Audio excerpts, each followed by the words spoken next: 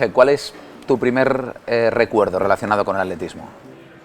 Pues es que no tengo un primer recuerdo, tengo infinidad de recuerdos con el atletismo. Yo en mi casa vivía el atletismo, mi padre fue atleta de bastante buen nivel y yo veía sus recortes de periódico en casa y lo que yo quería era hacer atletismo, o sea que siempre pensé que iba a hacer atletismo y de hecho empecé a hacer atletismo a escondidas de mi padre. ¿Qué pruebas hacía él? Hacía medio fondo y lo que pasa es que él cuando empezó la guerra civil pues lo tuvo que dejar, pero era un corredor que tenía un potencial de estar preseleccionado para los Juegos de Berlín con esa edad, o sea que era muy bueno.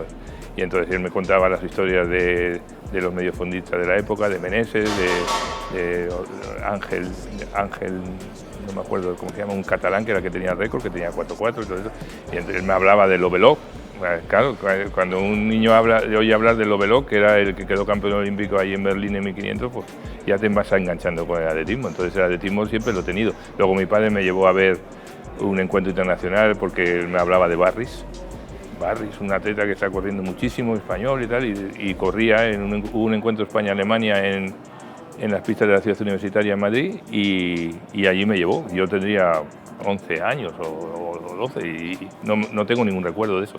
Y el primer recuerdo de verdad de las pistas es cuando me llevó también a ver el lanzamiento de jabalina estilo español, que fue la vez que más público he visto en una pista de atletismo casi, porque estaba a tope la ciudad universitaria y fuimos a ver lanzar a Euraskin, a Celaya y a Miguel de la Cuadra Salcedo, allí el estilo de español de jabalina. ¿Y te escondías de él? Porque como aficionado le gustaba que te aficionases, pero como atleta prefería que estudiases, ¿no? No, tampoco. Él siempre me dijo que él quería que fuese recordman de España y ingeniero de caminos. Pero además también quería que fuese economista y entonces, claro, todas las cosas no podía ser. Y saber inglés. Entonces, claro, al final pues me he quedado sabiendo un poco de francés, siendo economista y no ingeniero de caminos, pero conseguí lo del récord de España, que el día que hice el récord de España yo sé que ese día fue el día de los más felices de mi padre. Tu primera marca oficial data del año 62, tenías 17 años, no 55-4 en 800 metros. ¿Cómo te tomabas el deporte entonces? ¿Entrenabas mucho, machacabas, no? Bueno, entonces entrenaba, lo que nos parecía era mucho, pero era poquísimo. Entonces entrenábamos 4 o 5 veces a la semana. En esa época no, cuando hice 1.55-4 no, es que esa es la marca oficial, pero ese fue el récord de España juvenil. Entonces yo ya llevaba corriendo desde los 15 años, desde el año 60, y yo hacía esquí y me escapé a hacer atletismo porque mi padre tenía una fórmula que era primero adiestramiento y luego entrenamiento. Dice, si no sabes correr, ¿cómo vas a entrenar? Entonces él quería primero que me formase como deportista con multideporte, era un avanzado. Él me obligaba a tomar saunas, estaba muy por encima de la época y él quería que hiciese muchos deportes. Hice natación de competición, hice esquí de competición, yo esquié con Aurelio García y estuve en los campeonatos de España en Nuria en el año 60, de juvenil. Y luego ya dije, en el esquí no puedo hacer nada, cada año me ganan más, porque pasaban los que yo les ganaba el año anterior, porque cuando ellos habían pasado una temporada, estaban viviendo en la montaña y ya me ganaban. Entonces, y lo que me gustaba era correr. Yo iba corriendo al colegio y además marcaba las distancias de 800 y 1500 por las calles, y iba con el reloj, con la cartera y el abrigo, pero yo me cronometraba cada día las distancias de 800 o 1500 metros yendo al colegio. Entonces llegó un momento en el año 60, cuando empezó la temporada de pista, que empezamos con un grupo de amigos del colegio pues, a bajar a la universitaria, y conocíamos a Jaime López Amor a través de este amigo mío, y él nos puso a entrenar y empezamos a competir de juveniles en el año 60. Entonces empecé en el 60 y en el 61 pues hice unas marquillas también de centillas, y luego fui internacional juvenil en el año 62, que en los Juegos de la FISEC, porque a correr 1500 metros, y me quitó el puesto Galloso, que estaba seleccionado él para allí, y corrí el 3000, quedé segundo y quedé tercero y me descalificaron. O sea, fue en el año 62. Me quedé en Bélgica para aprender francés, pero claro, me quedé en Bélgica en la zona flamenca. O sea, que también me costó mucho aprender francés. Y estaba yo solo en una especie de colegio mayor y allí me dediqué a entrenar, que coincidí con Roy Lance. Él es de Lovaina, estaba en Lovaina, y yo le veía entrenar allí continuamente. Ese año quedó subcampeón de Europa y luego fue campeón olímpico en el 64. Y yo al volver de Bélgica, que entrené mucho, entrenaba, porque no tenía otra cosa que hacer que entrenar. Y entonces entrené mucho, es verdad que me pasé. Y bajé, hice de 2.1 a 1.55.4, que no se lo creyó nadie.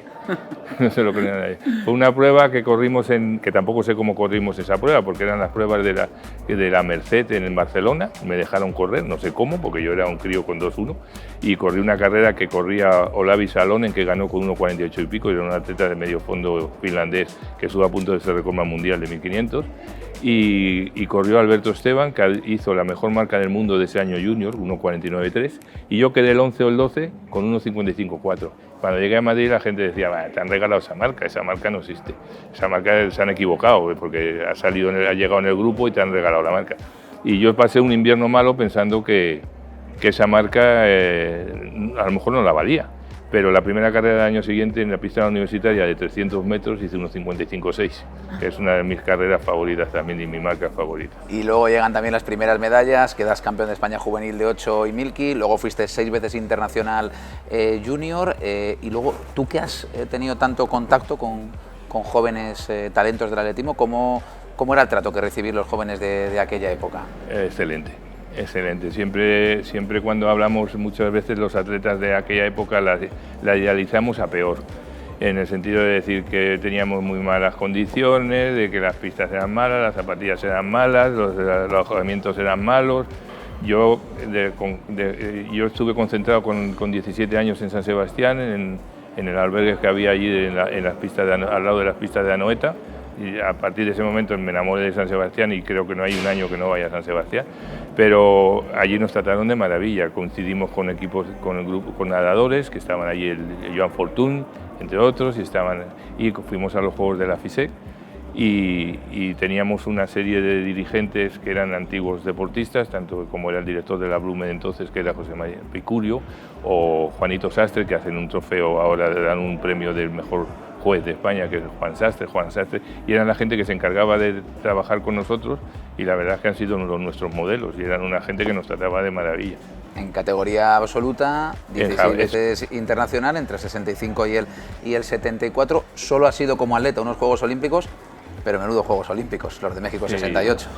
Sí, bueno, eso compensa todo. Yo solamente fui, teórica, entre comillas, 16 veces. Yo creo ahí tengo una discusión con José Luis Hernández y con José Luis de Carlos, porque no me consideran internacional las semanas preolímpicas de México, cuando esas semanas preolímpicas los que íbamos a ser olímpicos y íbamos representando al equipo español. Entonces también éramos internacionales que no se consideraban las universidades o campeonatos del mundo militares, que también hacían trampas y llevaban.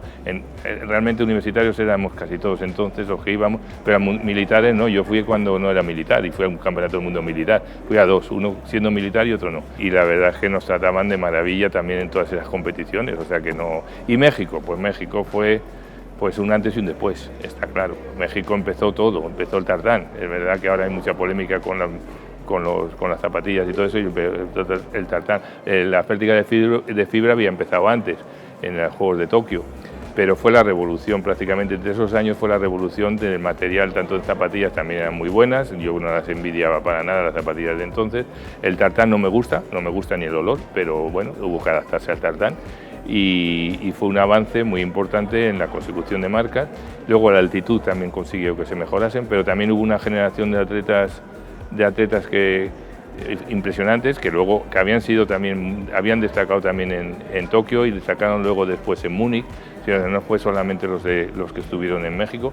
Y luego, claro, queda para la posterioridad pues el salto de Bob Beamon, la carrera de 400, el podium de Tommy Smith y el salto de Fosbury. O sea que eso se junta todo eso y al final haces un conglomerado de resultados y de vivencias, y luego encima pues lo de la matanza que hubo previa de la Plaza de las Cuatro Culturas, las Tres Culturas, la boda de Vera Laska con Odocil, se juntó en mayo del 68 con la invasión de Praga de los tanques, que uno de los que salieron en la época de Praga del 68 era de los represaliados fue Zatopek.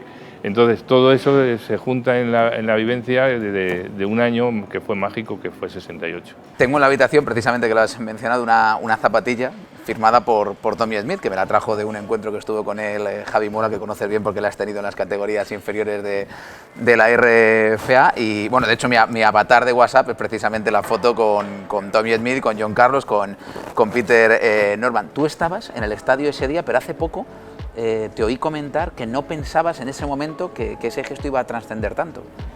Yo creo que nadie realmente, porque hombre, fue emocionante verles allí porque era un homenaje a toda su raza y una reivindicación. Entonces era época también del Black Power y había muchísima controversia. De hecho, los negros, porque son negros, no gente de color, son negros, los negros americanos había habido un movimiento de no asistir a los Juegos Olímpicos y al final decidieron asistir porque iba a ser como una especie de pantalla de propaganda y de reivindicación de sus derechos.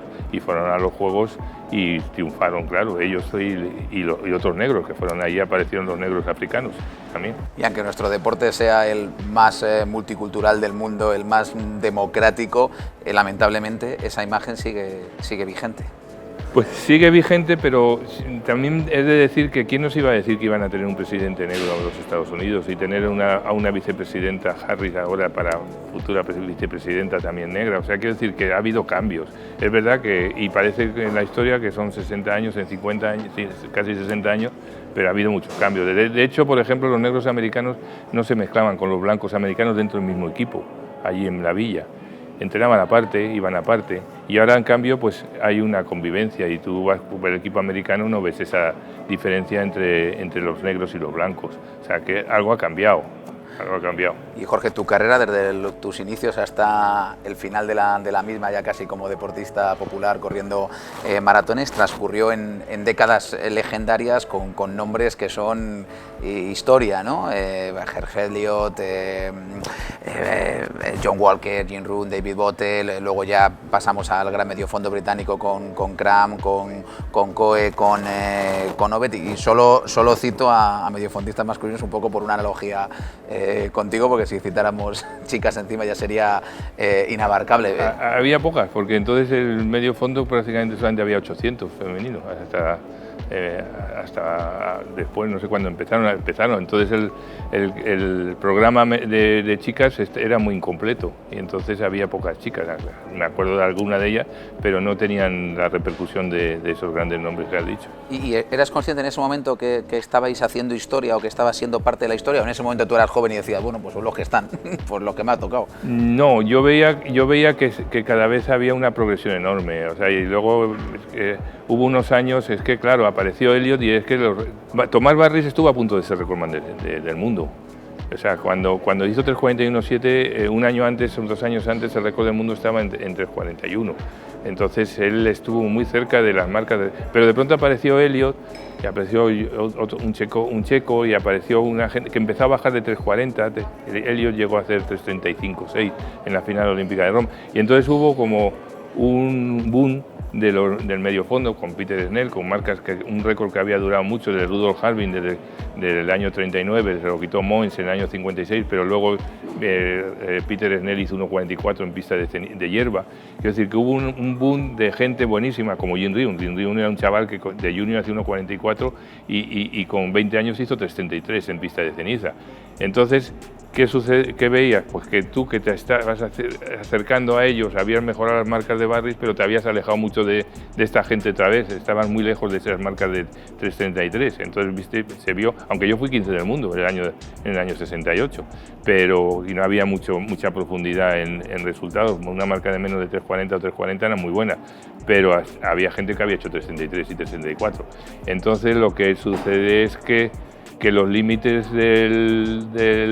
se han llegado a establecer ahí. Quiero decir que en muy pocos años se ha llegado a estar casi en el límite de la mejora. Y ahora las mejoras pues son a base de mejoras técnicas y mejoras de mucha más preparación, de mucho más volumen. El haber muchísimas carreras y competiciones a alto nivel pues mejoran mucho las marcas. Pero realmente la mejora desde los años 60, finales de los 60 hasta ahora, ha sido muy pequeña en porcentaje. En cambio, la mejora desde los finales de los años 60 comparado con los años 50 era enorme. ha sido enorme. Entonces eso sí que lo sentíamos, que había un incremento de resultados, unas mejoras de resultados a nivel mundial muy grande, sin haber aparecido todavía prácticamente los africanos. Y en el año 68 tú tienes 23 años, vas a los Juegos Olímpicos y además de hacer esa misma temporada el récord de España, el mítico 3:40.0, que fue durante 9 años récord nacional, haces tu mejor marca en 2000, tu mejor marca en 10.000, corres también 800 y 5.000. Esa proliferación en diferentes pruebas, ¿era algo buscado para una futura adaptación a una determinada distancia o era simplemente parte de tu preparación? Era parte de la preparación, aparte que correr solo 1500 pues tampoco era muy atractivo, entonces íbamos compitiendo en muy diferentes pruebas, aparte que veníamos del cross, que es la prueba para mí número 1 casi, es la que más me gusta. El cross, somos hombres de cross en España, el cross es la prueba reina, además que el 1500, fíjate tú, creo que el cross es la base de todas las pruebas del medio fondo y fondo español, y después del cross pues corríamos pruebas largas de 5.000 y 10.000 metros, sí, y entonces nos servía, y luego también nosotros competíamos mucho, es otra de las diferencias que veo con los de ahora. Nosotros competíamos para entrenar y nosotros competíamos sin preocuparnos de quién nos iba a ganar, y eso es una cosa que he querido inculcar y no he podido. No, ¿qué más me da que me ganen? Si yo lo que quiero es llegar a hacer el día tal, la marca tal, o en el campeonato tal, el resultado tal. Entonces, el sistema de entrenamiento de Lydiard, que era de esa época y que el principal exponente es Peter Snell, era ese también.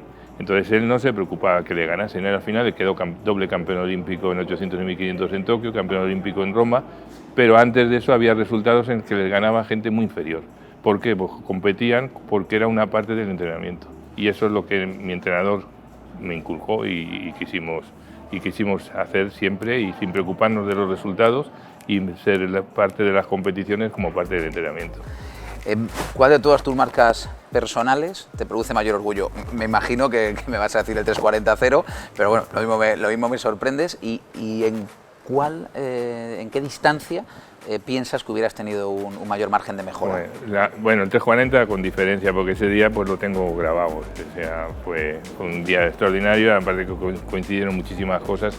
Ese día pues, competir con una persona que me ayudó a hacer el récord, que fue Bodo Tunnel, que fue luego medalla de bronce en los Juegos Olímpicos, era el actual campeón de Europa. Habíamos compartido entrenamientos en Volodalen durante ese verano y me ayudó a ese récord. Y ese día pues lo tengo, es inolvidable. Resultados ha habido, casi siempre en 1500 menos una de 800 que te comenté antes, que cuando yo hice en 1:55.4 el récord de España juvenil en el año 62 nadie se lo creyó.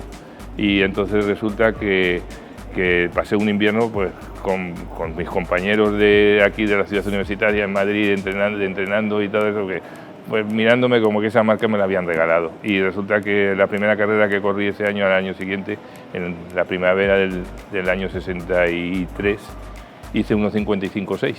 Y yo esa marca siempre la recordaré como que había sido la que me había confirmado el que yo había hecho ese récord. Oye, el récord lo hiciste en Gotemburgo, en Suecia. Antes has mencionado Volodalen, que es una ciudad que a ti te ha marcado, que cambió, ¿no?, tu percepción del atletismo. ¿Volodalen? Sí. Volodalen no es una ciudad, son 4 casas. Son 4 casas en medio de las montañas de Suecia, arriba en el norte, cerca de Östersund. Está a 400 o 500 kilómetros en línea recta del Círculo Polar, y es un sitio mágico. Allí es donde entrenaba y tenía su campamento de entrenamiento Gösta Olander, que fue uno de los precursores del entrenamiento moderno, considerando el entrenamiento moderno pues dejar de hacer series interval training siempre, porque en esa época se hacía, la época de Gessler y de Rudolf Harbin y todo esto, se hacían solamente entrenamientos de series repetidas. Entonces Olander estudió los movimientos de los animales y veía que corriendo por el bosque a diferentes ritmos, subiendo por diferentes terrenos y territorios, nos hacía subir por cuestas, subir por montañas, ir por duna. Todo ese trabajo lo plasmó luego en grandes corredores como Kunderay, y que fue recordman mundial y de 5.000 metros y de 1.500 y todo esto. Y luego fueron los grandes entrenadores del hemisferio sur, Percy Ceruti y Arthur Lydiard, los que aprendieron de sus sistemas de entrenamiento que trasladaron luego a sus atletas y a los resultados tan estupendos que hicieron. Entonces Gösta Olander vivía allí y era como una meca del atletismo ir a entrenar allí en aquellos bosques de Suecia. Ya que has hablado de entrenadores, vamos a analizar la figura del tuyo, del maestro José Luis Torres. ¿Qué representó para ti y para el atletismo español? Para mí yo creo que representó lo que representa el entrenador para cualquier atleta. Quiero decir que el entrenador, cuando hablas con los atletas, todos, hablas con Fontes, hablas con Ben, hablas con José Luis González, hablas de su entrenador, Martín Velasco, o sea, todos han sido para ellos unos padres, y es así la figura del entrenador en el atletismo. No sé por qué, a lo mejor en otros deportes no es así, pero en el atletismo te coge de pequeño, te coge de juvenil, te coge siendo un niño, te enseña a cómo te debes comportarte, porque tú no puedes ser un presuntuoso, ni tienes que ser mejor que los demás porque les has ganado. Te enseña a ser pues una persona, un buen compañero, te enseña a comportarte como debes comportarte dentro. Eso no solamente te marca lo que es las series o el trabajo, que también, pero te enseña a vivir, y es una forma de vida que al final, a lo largo del tiempo, dices cómo eres tú y por qué eres así, y eso es lo que ha representado José Luis Torres. Entonces, claro, para ti es un padre, pero para mí, como debe ser para todos los atletas, su entrenador. Y luego está la otra faceta de José Luis Torres, que era un grandísimo entrenador, porque era un entrenador que era especialista en lanzamientos. Él tuvo el récord de España de lanzamiento de peso y de disco, pero luego ha tenido éxitos en todas las disciplinas. Es así, ha tenido el recordman de España en todas las pruebas de velocidad y medio fondo, solo yo, pero tuvo un atleta maravilloso de 800 que luego le pasó a 400 y a 400 vallas, que era Galloso, pero luego ha tenido récord de España en las vallas, tanto en 110 como en 4 vallas, en todos los lanzamientos y en todos los saltos. Entonces, un entrenador polifacético, pero que además, sobre todo para mí, lo más importante, ya visto con la perspectiva del tiempo, es que supo transmitir a otros entrenadores sus enseñanzas, y además les dejó ejercer. Fue maestro de entrenadores. Ahí estaban gente como José Luis Martínez, como Virgilio González Balbeitos, como Paco López, todos ellos, Carlos Álvarez del Villar, todos eran atletas que habían sido atletas suyos, y él les formó como entrenadores y les pasó luego una responsabilidad con otros atletas. O sea, les dejó: tú eres especialista en esto, trabaja con estos atletas. Y les dejó, y fue abriendo el abanico de las pruebas y trasladando todo lo que él sabía a los demás, y además dejándoles ejercer. Para preparar esta entrevista he hablado con varios admiradores tuyos. Uno de ellos es Fernando Marquina, y me comentaba que tus cuadernos de entrenamiento son una joya, que deberían ser publicados, y me hablaba de verdaderas burradas en el bosque de la casa de campo, de si es de 400, de 1000, de 4000, e incluso darte varias vueltas a la casa de campo. Cuéntame algo de eso. Bueno, Torres, como te he dicho, era mi entrenador, pero Torres no era un especialista en medio fondo. Entonces, yo leía los entrenamientos, sobre todo de Lidia, y unos cuadernos de entrenamiento que sacó José Luis Martínez cuando estuvo estudiando en el INES de París, que hizo un trabajo del entrenamiento de Arthur Lidia y los planes de entrenamiento de Peter Snell. Y entonces, cuando yo hablaba con José Luis y hacíamos esto, vamos a hacer esto, y hacíamos esas cargas de entrenamiento. Pero yo era muy bruto y hacía de más. Entonces, es una de las cosas que yo me pasé. No le hacía caso en muchas cosas y hacía de más. Yo subía al bosque y hacía auténticas barbaridades. Y es verdad que he hecho 40 series de 400 en el bosque, pero entre medias intercalaba cada 10 series, hacía 1000 al ritmo de los 400. Y era subir al bosque, que son 3 y pico kilómetros, hacer los 40, 400 más los 4000 entre medias y bajar. Esas son cosas que he llegado a hacer, haciendo medio fondista, ¿no? Porque luego cuando fui fondista ya no te quiero decir, entonces eran barbaridades mayores todavía. Y la vuelta a la casa de campo he dado 3 veces la vuelta de 15 kilómetros del circuito del zoo, que se llama, o del circuito de la Tapia, que lo he llegado a hacer 3 veces seguidas a tope. Madre mía. Oye, trabajaste durante muchos años en el Instituto Nacional de Estadística, y otro buen amigo de ambos, José Luis Hernández, de la Real Federación Española de Atletismo, me ha dicho que tienes unas estadísticas brutales de nuestro posicionamiento en el mundo del atletismo en función del índice demográfico. ¿Cómo estamos? Estamos muy bien. Bueno, empecé, a mí me gusta la estadística. aparte que el atletismo es estadística. Entonces, he trabajado en el INE como estadístico y ha sido unos años fantásticos y en la federación pues me gusta hacer estadísticas de cosas. Ramón Cid me pedía estadísticas de la situación de cómo estaban las diferentes pruebas por comunidades, y porque claro, eso te indicaba dónde faltaba el entrenador. Entonces había comunidades donde tenías muy buenos resultados en una prueba, pero resulta que veías que había resultados porque ahí había un entrenador, había entrenadores. Entonces en otras comunidades donde no tenían resultados, y esto se ve con ese tipo de estadísticas que cogiendo a los 100 primeros del ranking, no solamente a los 3 primeros. Entonces a mí me llamó una vez la atención ver unos resultados de unas pruebas de los japoneses que habían bajado de 28 minutos, un montón, de 29 minutos, 100 o 200 japoneses, una barbaridad. Y entonces dije, bueno, pues ¿y Japón? Y entonces empecé a hacer el trabajo con Japón, y Japón me di cuenta que era una potencia mundial. O sea, resulta que cogiendo dentro de los 500 primeros atletas del mundo, ¿cuántos atletas hay por país en todas las pruebas? Ese estudio se empecé a hacer por Japón. Resulta que Japón es el segundo país del mundo en atletismo. No saca resultados, no saca medallas, porque medallas luego saca pocas, pero es el segundo país del mundo en tener atletas dentro del ranking mundial a 500 por prueba. Entonces lo hice de todos los países, de todas las pruebas, y lo hice 2 o 3 años, lo he hecho varios años, lo estoy haciendo cada 2 o 3 años. Es un trabajo muy largo de hacer eso. Lo hice con los 500 mejores y con los 100 mejores. Por ejemplo, con los 100 mejores, Japón baja de ser el segundo a ser el quinto o el sexto. Y entonces, España, ¿dónde estábamos? Pues estábamos en conjunto de todas las pruebas, el 10º en hombres y el 14 contando a las mujeres. O sea que tampoco estábamos más, que era el puesto que nos indica el Producto Interior Bruto, y también un poco por nuestra población. Entonces hay países con mucha población que están, pues Argentina, con México, que son muy atrás, India, no están muy atrás, y esos países, en cambio, España mantiene un equilibrio entre el Producto Interior Bruto y su población y está dentro de los mejores países del mundo, y sobresalen luego los países que tienen una tradición, Finlandia, con tradición, Nueva Zelanda, son países que están a muy alto nivel, pero que no les corresponde estar a ese nivel por su población y su Producto Interior Bruto, pero tienen esa tradición. Y luego están lo que es la genética. Los países como Jamaica, que son pobres, y Kenia, que son pobres, también están muy arriba, tienen muchísimo potencial atlético. Claro, como sumas el total de todos los atletas, claro, si tienes a lo mejor 200 velocistas, pues ya tienes muchos en el total. Pero bueno, en general, contabilizando todas las pruebas, aunque la estadística es así, que es un poco también que hay que ver en qué pruebas es las que son fuertes unos y otros, pero en general España tiene un equilibrio bastante importante entre todas las pruebas. Estamos bien tanto en concursos como en medio fondo y fondo y saltos, no, en concursos en general, pero donde sí que yo creo que estamos un poquito bajos es en velocidad.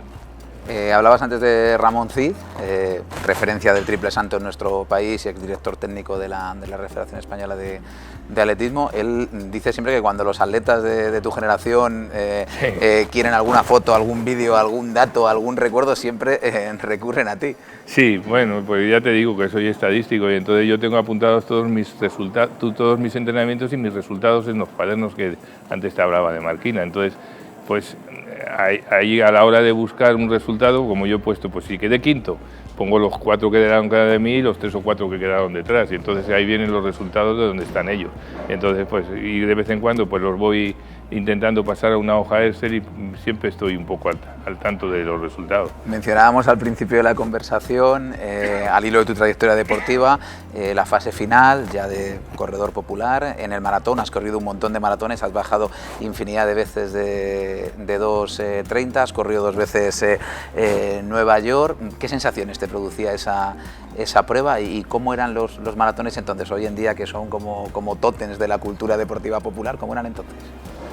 Bueno, también era una meca ir al maratón de Nueva York, era el premio, que quedar entre los 5 primeros en el maratón de Madrid, te daban de premio ir con el equipo de Mapoma, que era el organizador del maratón de Madrid, al maratón de Nueva York. Entonces el ir a Nueva York ya era un éxito y era un ambiente el que había extraordinario. No creo que ahora pues estará todavía mejor porque han tenido que limitar la participación, pero fue el comienzo del boom, ¿no? El maratón, aquí los primeros maratones de Madrid en el año 70 y tantos, pues yo corrí, me parece, el segundo, o así. Entonces, pues sí, fue una especie de escape para no dejar el atletismo, porque yo siempre he dicho que el atletismo yo no lo dejé. Yo seguía, si yo pudiese hacer la mínima para el Campeonato de España, y que estaba todavía entrenando. Lo que pasa es que no me ha ido dejando y pues me ha ido echando, entre comillas, a otras disciplinas, y entonces me fui pasando a pruebas pues que primero que me permitían entrenar porque no me lesionaba, que era el fondo, porque ya los clavos no los podía utilizar por el tendón de Aquiles, y el fondo pues me permitía seguir metiendo burradas de kilómetros, y me fui dedicando al maratón, que nunca fui maratoniano, porque yo entrené mucho más que los resultados que tuve.